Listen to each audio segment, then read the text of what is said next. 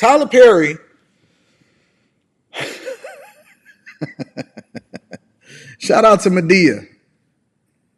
You know, the best movie that I've ever seen from Tyler Perry was the one that was the biggest reality check from women, and it's the one that's the least talked about. You know what it was called? It was called Temptation.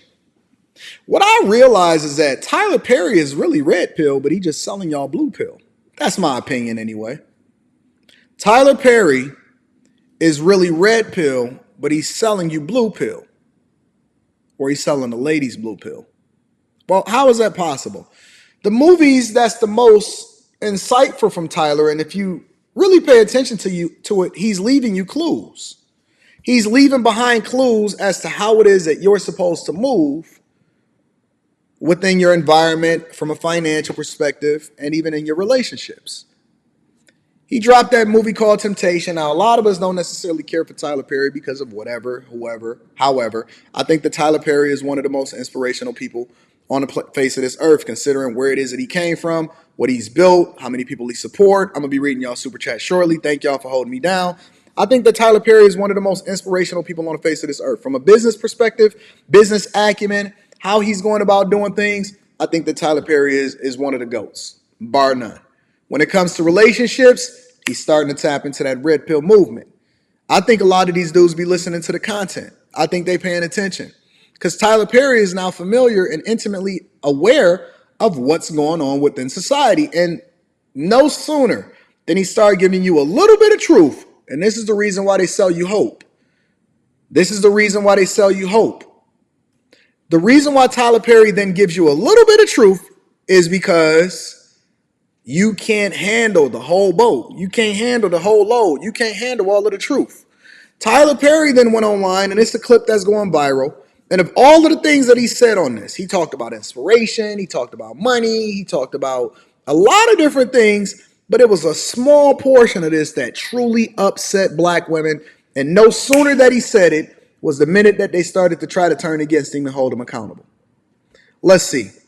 I'm gonna try to fast forward it to the space where he actually had the conversation. Because a lot of people is just putting the clip up, but they're not necessarily putting the context around it. I think it was around the 39 million mark. Let me go ahead and play that, and I'm gonna show y'all what's happening. Be able to figure out what that is. Yes. And that's not money because you listen, a lot of women, especially black women, and I might get in trouble for saying this, but I will. Listen to what he's saying. I might get in trouble for saying this, but I will. He's already, listen, the context clues is there. Tyler Perry is already aware of who his audience is, what they want to hear, how they want to be treated, what they're going to react to, and how it is that he needs to communicate to them. He's already aware. He prefaced what he was going to say before he said it by saying that I'm probably going to get in trouble for this, but I'm going to say it anyway. He already knew what the sentiment of black women was going to be before he communicated this openly, which is really interesting with the fact that he still went through with it, because I know he's a really smart guy and he's smart enough to understand his audience, because he even left a clue when he said it before he said it. He said, listen, I'm going to go ahead and say this, but I know I'm going to get in trouble for it, and I probably shouldn't be saying it, because he already understands the sentiment of a black woman. He already understands the sentiment of a black woman. Ain't that crazy? Listen to what he's about to say. In our society right now, black women are making a lot more money for the most part than black men, right? There are a lot of black men who are successful, but for the most part, black women are making the money. So if you can find love, if that man works, at whatever job and is a good man and is good to you and honors the house and honors his wife and does what he can, because his gift may not be your gift. Exactly. That is okay. That's not somebody who's beneath you. Yeah. That's somebody who came to love you at your worth. Wait a minute. Tyler, you telling me that the thing that black women advocated for, women in general, but he prefaced it by saying black women in particular are making a lot more money, right? So you telling me, Tyler, that the man Word for word, what he said. Here, let me replay it for you one more time because I don't want to misquote him. Right? There are a lot of black men who are successful, but for the most part, black women are making the money. So if you can find love, if that man works, at whatever job, and is a good man and is good to you, and honors the house and honors his wife and does what he can, because his gift may not be your gift. Exactly. That is okay. That's not somebody who's beneath you. Yeah. That's somebody who came to love you at your worth. That's somebody that came to love you at your worth. That's not a person that's beneath you. That's a person that came to love you at your worth. So what he's basically saying from a C student's perspective is that love is supposed to be enough because it's the thing that will keep you through the things that really matter. But the reality is, and this is the other part that he didn't have a conversation about, is that women are hypergamous and the things that they're looking for has nothing to do with love, even though they'll mask it and they'll use love and put that at the forefront and say, listen, I love you, when in reality, what they really saying is, how much do you make and how much can you use of that to take care of me? See, love was supposed to be enough based off of the thing that we advocated for, right? Remember? All of y'all was marching. Remember that? Equal pay for equal work. Why are women's salary disproportionate to men's? Remember all of that? Equal votes. There's no such thing as a lesser vote. When I go to the poll, I want my vote to count the same way as yours. We should have equal rights. Women should be able to do what they want to do. Slut walk. Remember all of that. Love is supposed to be enough now that we are on the same level. But that's not what's being communicated now, because now that you have the power, you saying, because I heard it last night on a panel. I heard it. I heard people say on the panel, listen, if I'm in here taking care of you, I can go off and do bad by my damn self. Why do I need you? Well, wait a minute. If we equal, and then men don't necessarily look at the resources that the woman bring in order to determine whether or not he gonna rock with her, because the guy can go and pick a chick up from Taco Bell and that's gonna be enough. He could be picking up a chick through the drive-thru and she the worker and he the person that's sitting in the Benz or the Maybach, and he'll be thinking to himself, hey, let me go ahead and get her number. So you telling me that men and women aren't truly equal, that we don't even look at each other the same way. You looking at us as a come up, but we looking at you for the love aspect of it. So things is really turned around. It's the other way around. Men is not necessarily looking at you for how much you bring into the household, but then at the same time, women are inherently always looking at you, even if they're the ones that make the majority of the money. And that thing upset women, and they turned on Tyler immediately. They didn't care how many Madea movies that he gave them. They don't care how many BET series that he gave them. They don't care how many Madea family reunions. They don't care what's the love got to. Well, that's Tina Turner. Why did I get married? 1, 2, 3, 4, 5, and 6. They don't care how much you took care of the older women that was actors that never got no money and you made sure that they was taken care of for the rest of your life. They don't care about the fact that you built no studio in Atlanta.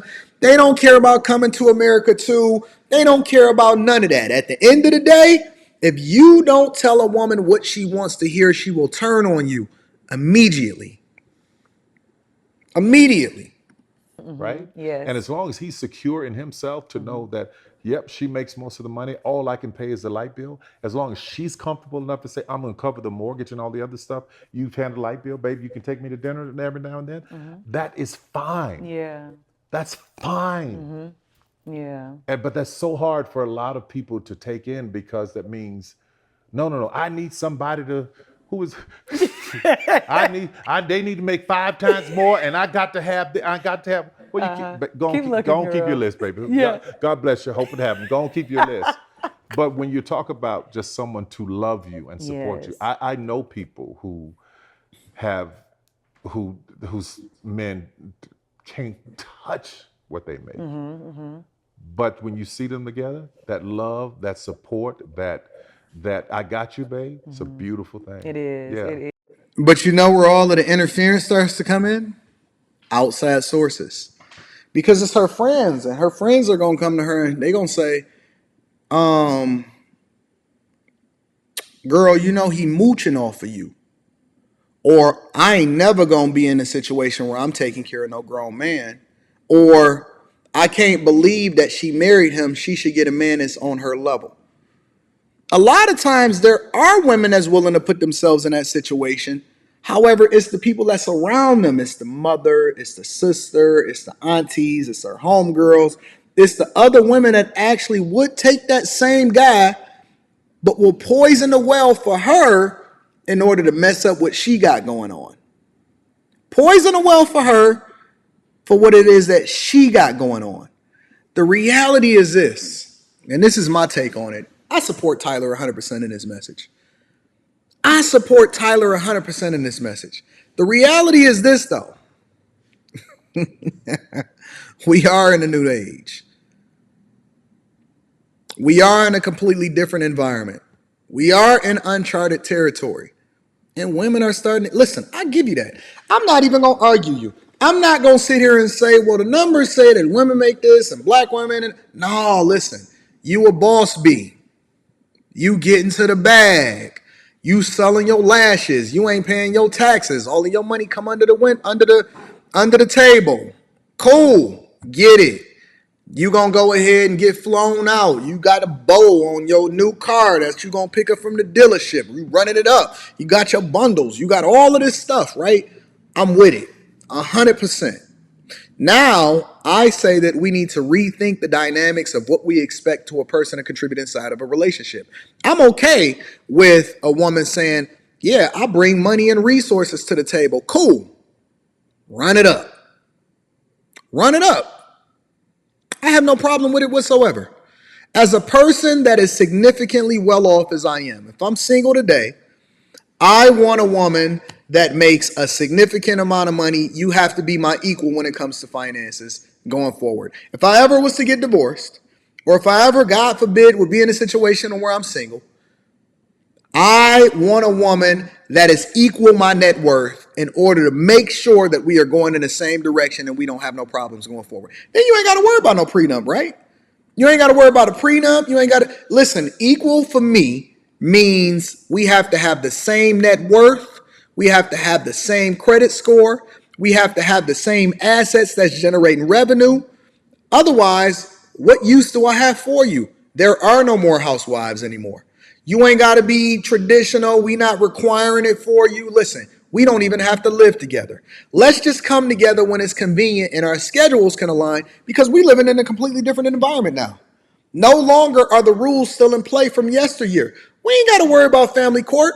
We going to reconfigure what we think a relationship is supposed to be. And so going forward, and you're going to see this happen tomorrow night when I jump on my live stream, whenever I get back from my show, I'm going to jump on a live stream and we going to go ahead and solve for this. I'm going to give you the 12-step blueprint. I'm going to give you the 12-step blueprint of what you should expect as a man and a woman going forward in a relationship in 2024. We're going to start. I'm going to give you some time. We got a little bit more time left in a year. I'm going to give you the blueprint of what you can expect and what you should be looking for based off of the new standards and the new criteria that's been set forth largely by women. I'm going to give you the new standards of what you should expect going forward, considering. And it's going to solve for 90% of your problems. I promise you. Listen, when I jump on my live stream tomorrow night, I'm going to solve for your relationship problems, and I've never met you before. But it's all going to be based off of a new criteria that now has to be installed and put in place based off of a new set of standards, and we're no longer going to go by the old guard. We're going to put in a whole new set of rules. I promise you it's going to be one of the most dynamic live streams that you've ever seen from me.